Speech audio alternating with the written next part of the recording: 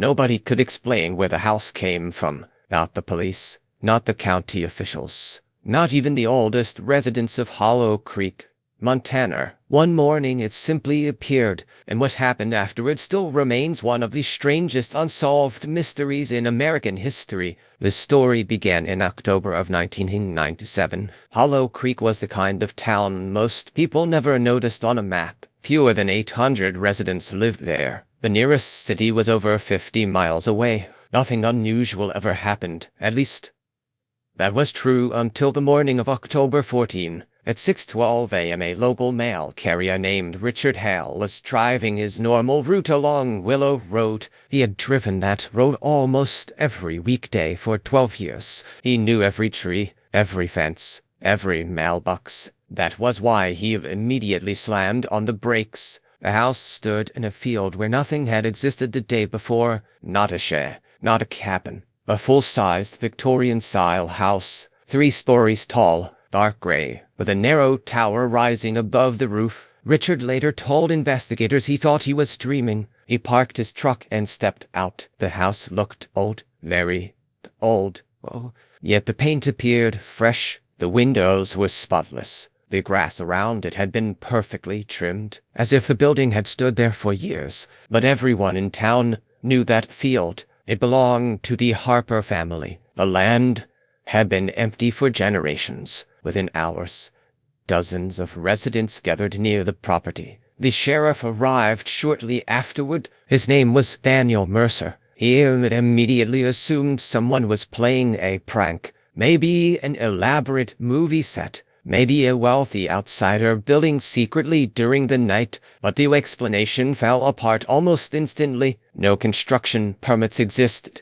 No workers had been seen. No heavy equipment tracks surrounded the property. Most importantly, building a house that size would have required months of work, yet residents swore the field had been empty before sunset the previous evening. The mystery became even stranger when officials entered the building. Everything inside was furnished. Every room, every shelf, every drawer. It looked as though a family had been living there only hours earlier. Plates sat on dining tables. Books lined the shelves, photographs hung on the walls, but nobody appeared in any of the pictures. Every face had been scratched away. Sheriff Mercer described the photographs as the most disturbing thing he had ever seen. Whoever removed the faces had done so carefully, almost surgically. Not one face remained visible, not even in the background. The state police became involved later that week. Their investigation revealed something impossible.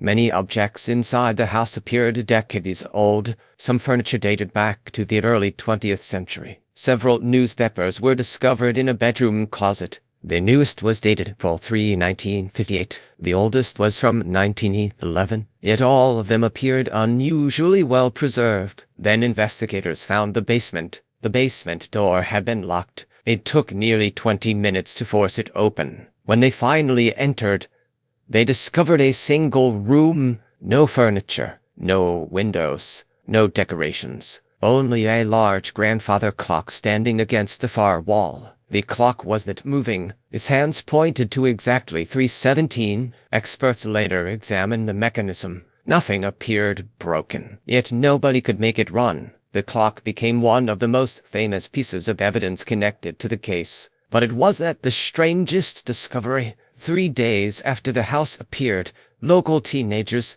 began reporting lights inside the building after midnight. At first, adults dismissed the stories. Kids often exaggerated, especially in a town suddenly receiving national attention. Then a retired teacher named Margaret Collins witnessed it herself. She lived less than half a mile away. At approximately 2:40 a.m. she observed lights moving through multiple rooms. She watched from her kitchen window. The lights seemed to travel from floor to floor, as though someone was walking through the house carrying a lantern. Margaret immediately called the sheriff. Deputies arrived within minutes. They searched the property. Nobody was inside. Every room was empty. The doors remained locked from the outside. The reports continued. Lights, footsteps, strange shadows near the upper windows. Some residents claimed they heard music during the night. Others described distant voices. But whenever authorities investigated,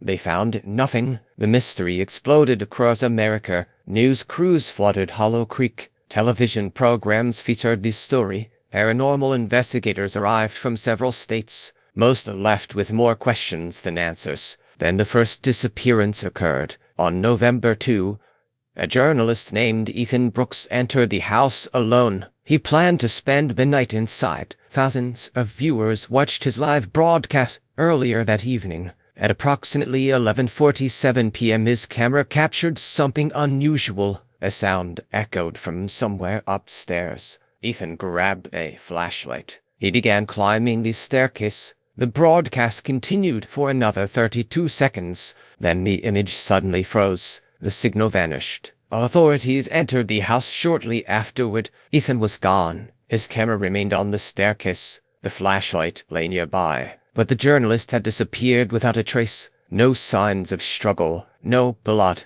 No footprints. Nothing. Search teams combed the surrounding area for weeks. They never found him. The disappearance transformed a local mystery into a national obsession. People demanded answers. Federal agencies became involved. Yet the deeper investigators looked, the stranger the story became, because hidden beneath a loose floorboard in one of the upstairs bedrooms, agents discovered an old leather journal. The journal contained hundreds of handwritten entries. Most were impossible to understand. The writing appeared frantic, as if the author had been terrified. Many pages contained only one sentence repeated over and over. Do not let them open the tower door. Investigators immediately searched the tower. They found nothing unusual. Just a small circular room, empty walls, dust-covered floors. No hidden compartments, no secrets, at least none they could find. But on the final page of the journal, written in shaky black ink, was a message that would haunt Hollow Creek for decades. The entry was dated October 15, 1997, one day after the house appeared. It read, "They know we're here now. The house moved again. Next time it won't come alone." And beneath those words was a list. 23 names. One of them belonged to journalist Ethan Brooks. The page had been written 2 weeks before he vanished, and that was only the beginning. The discovery of the journal changed everything. Until that moment, the house on Willow Road had been viewed as a strange mystery. Afterward, it became something far more frightening, because one fact couldn't be ignored. The journal had predicted Ethan Brooks' disappearance before it happened. Investigators examined the notebook for weeks. The handwriting belonged to no one they could identify. No fingerprints were found. No DNA. Nothing. The paper itself appeared old, but tests produced conflicting results. Some samples suggested it was decades old. Others indicated it was almost new. Even the ink confused experts. The results made no sense. Meanwhile, federal agents focused on the list of 23 names. Most belonged to ordinary people: teachers, farmers, truck drivers, a waitress, a mechanic. None appeared connected, at least not at first. Then another name on the list vanished. A woman named Rebecca Sloan. She lived nearly 300 miles away in Wyoming. She had never visited Hollow Creek. She had never heard of the house. Yet on November 18, she disappeared from her apartment. No signs of forced entry. No evidence. Nothing. Just like Ethan. The news sent shockwaves through the investigation. Soon agents contacted every living person whose name appeared in the journal. Many left. Some became frightened. A few moved away temporarily, but no one knew why they had been listed. Then investigators noticed something strange. Every person on the list had experienced the same recurring dream. At first, they believed it was coincidence, but after interviewing 19 different individuals, the similarities became impossible to ignore. The dream always began the same way. The person stood in a dark field at night. A house waited in the distance. Its windows glowed faintly. A single light burned in the tower. Then a voice whispered, "Come home." The dream ended when the front door slowly opened. Many people woke up before seeing what was inside. Others remembered hearing footsteps approaching from the darkness behind them. Nobody knew who was walking there. By December, 3 more names on the list had disappeared. The country became obsessed with the story. Television networks covered it nightly. Some claimed the house was haunted. Others suggested a secret government experiment. Conspiracy theories spread everywhere. Yet none explained the growing number of vanishings. Then something happened that changed the entire case. A maintenance worker named Carl Jenkins entered the tower. Carl wasn't an investigator. He had been hired to inspect structural damage after a severe winter storm. Around noon, he climbed the narrow staircase leading to the tower room. A few minutes later, coworkers heard him scream. The sound echoed through the entire building. Workers rushed upstairs. Hall stood frozen in the center of the room. His face had turned completely pale. He kept pointing at the floor. At first, nobody saw anything unusual. Then one worker noticed it. There were footprints. Dust covered the entire tower floor. Yet a trail of fresh footprints crossed the room. The disturbing part wasn't that they existed. It was where they led. The footprints appeared from nowhere. They began in the exact center of the room. No doorway, no window, no hidden passage. Just empty space. The prints continued across the floor and ended at the wall. Then they simply stopped, as if whoever made them had walked directly through solid. Authorities closed the house again. This time, nobody was allowed inside without authorization, but strange reports continued. Residents claimed the house looked different at night. Some said certain windows appeared where none existed before. Others insisted entire sections of the building seemed to move. Photographs taken days apart appeared to support the claims. Small architectural details change. A staircase visible in one image disappeared in another. A chimney shifted position. A window moved from one floor to the next. Experts blamed lighting angles. Most residents didn't believe them. Neither did Sheriff Mercer, because he had begun seeing something himself. Every night around 3:17 a.m., the exact time shown on the basement clock, his phone would ring. When he answered, nobody spoke, only breathing, slow, steady, as though someone stood inches from the receiver. The calls continued for nearly 3 weeks. Then one night, a voice finally spoke. It said only 4 words. "We found another door." The line immediately disconnected. The call could never be traced. Mercer later admitted those words terrified him more than anything else in the case, because nobody had publicly discussed the hidden spaces being discovered inside the house. Yet, hidden spaces existed, lots of them. As investigators searched further, they uncovered rooms that hadn't appeared on earlier blueprints. Narrow hallways emerged behind walls. Tiny chambers appeared between floors. One room contained hundreds of clocks. Every single one displayed 3:17. None worked. Another room contained shelves filled with journals identical to the first one. Most were blank. A few contained names, different names, thousands of names. Some belonged to living people. Others belonged to people who had died decades earlier. Then agents discovered the oldest journal. The date written inside made no sense. October 15,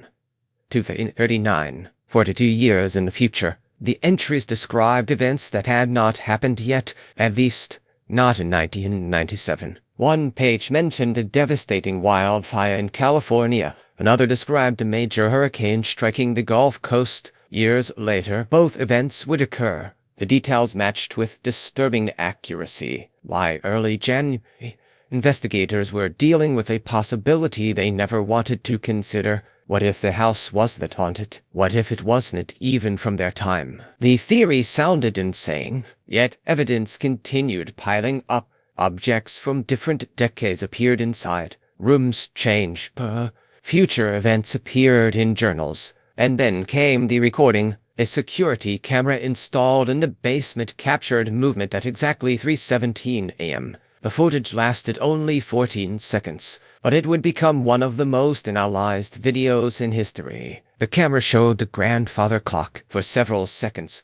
Nothing happened, and the clock's hands moved slowly. For the first time since its discovery, the minute hand turned backward. The room darkened. A shadow appeared behind the clock, not beside it, behind it, as though another room existed inside the wall. The shadow resembled a person, tall, thin, motionless. Then it stepped forward. The recording ended immediately. Investigators replayed the footage thousands of times. What they eventually noticed showed everyone. The figure wasn't facing the camera. It wasn't facing the room at all. It was staring directly at the clock, as if it were waiting for something. 3 nights later, at exactly 3:17 a.m. every clock in Hollow Creek stopped for 61 seconds. Phones, watches, alarm clocks, everything. Then they restarted, and when residents looked toward Willow Road, they saw something impossible. The tower light was glowing. For the first time since the house had appeared, and standing in the highest window was a man everyone immediately recognized. Journalist Ethan Brooks, missing for over 2 months. He appeared older, much older. His hair had turned gray. His face looked exhausted, and before the light vanished, dozens of witnesses watched him place one hand against the glass, as though he was trying to warn them, or trying to escape. Nobody knew which, but the next morning, investigators discovered a new page inside the journal, a page that hadn't existed before. At the top was a single sentence: "The house opens fully on January 17. And beneath it was a new list. This time there were 137 names, including Sheriff Daniel Mercer and almost everyone living in Hollow Creek. By January 16, 1990, Hollow Creek no longer felt like a normal town. Roadblocks surrounded Willow Road. Federal agents monitored the property 24 hours a day. News helicopters circled overhead, and nearly every resident knew their name had appeared in the journal. Fear spread faster than any rumor. Nobody knew what would happen on January 17, but everyone knew something would. The message in the journal had been clear. The house opens fully on January 17. No explanation, no warning, just those words. Sheriff Daniel Mercer barely slept that week. His own name appeared near the top of the list every night. The phone calls continued, the breathing, the silence, the feeling that someone was waiting, watching, counting down. At exactly midnight on January 17, investigators entered the house. Mercer led the team. 21 agents followed him. The building felt different. The air seemed heavier, almost electrical. Every room was silent. Every clock displayed the same time, 3:17. Even clocks that had never worked before. As they moved deeper into the house, agents noticed something disturbing. The hallways were changing. Doors appeared where none existed earlier. Walls shifted. Rooms connected in impossible ways. The house was growing. One agent marked a hallway with bright paint. Minutes later, the mark had disappeared. Another hallway now occupied its place. It was as if the building was rearranging itself, guiding them somewhere, or trapping them. At 2:58 a.m. they reached the basement. The grandfather clock stood exactly where it always had, motionless, waiting. Then the second hand moved. Tick. For the first time. Tick. Again. Every investigator froze. The room temperature dropped instantly. Their breath became visible. The clock began running backward. Tick, tick, tick. The sound echoed throughout the basement. Then the wall behind the clock cracked. A thin black line appeared. The crack widened and widened until it became a doorway. Not a normal doorway. A doorway filled with darkness. Not shadow. Not empty space. Something deeper. Something wrong. Mercer later struggled to describe it. He said it looked like looking into a place where reality itself had never existed. Then they heard footsteps, dozens of them, coming from the darkness beyond. Slow, steady, approaching. One of the agents shined a flashlight through the opening. The beam disappeared, swallowed completely. No reflection, no surface, nothing. And then people began emerging. At first, nobody understood what they were seeing. The figures looked human, almost. But something was off. Their movements seemed unnatural, like imperfect copies trying to imitate people. The first figure stepped into the room. Mercer recognized him instantly. It was Ethan Brooks. Yet it wasn't. The face matched. The body matched. But the eyes were completely black. No whites. No pupils. Only darkness. Then another figure appeared, and another, and another. Soon dozens stood in the basement. Every one of them matched a missing person. People who had vanished over decades. Some had disappeared only months earlier, others had vanished 50 years before. None had aged normally. Some looked older, others looked younger, as though time affected each of them differently. Then Ethan spoke. His voice sounded distant, like several voices speaking at once. We stayed too long. Nobody moved. Nobody breathed. We opened the wrong door. One agent asked the question everyone feared.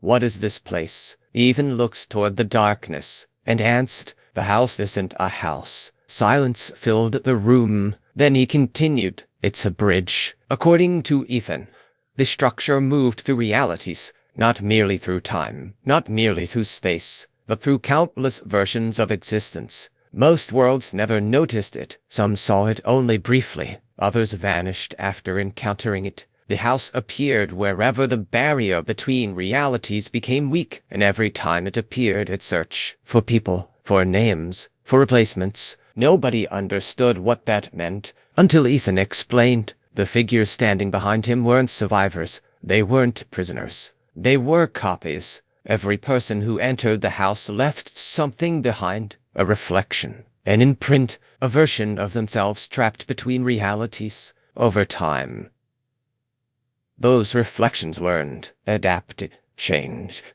Eventually, they began trying to return. The problem was simple. Only one version of a person could exist in the same reality. If a reflection crossed over completely, the original would disappear, replaced. Mercer finally understood. The names in the journal weren't victims. They were targets. The reflections had been searching for their originals. The list identified who they intended to replace next. As Ethan spoke, more figures emerged from the darkness. Hundreds, then thousands. The basement could no longer contain them. The house itself began shaking. Windows shattered. Walls cracked. Outside, residents reported seeing impossible things. Additional houses appearing in empty fields. Roads leading nowhere. Strange lights descending from the sky. Reality itself seemed unstable. Then Ethan looked directly at Mercer. You still have time. Mercer asked how. Ethan pointed toward the clock. The bridge closes when the clock stops. The sheriff didn't hesitate. He rushed forward. Several reflections moved to stop him. Agents opened fire. The bullets slowed them, but did not stop them. Mercer reached the clock. The hands spun wildly, backward, faster and faster.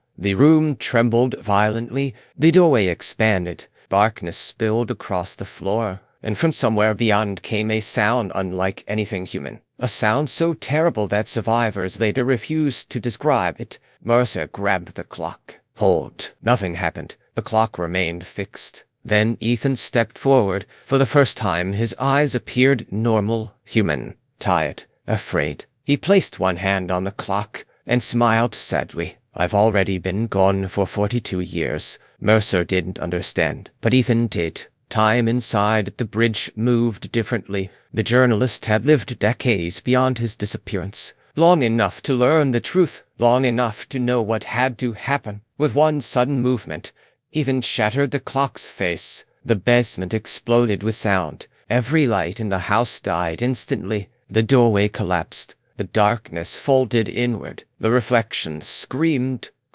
One by one they vanished. Then, everything became silent, completely silent. When investigators regained consciousness hours later, the house was gone. Not destroyed. Gone. The field stood empty once again, as though nothing had ever existed there. The government officially closed the investigation.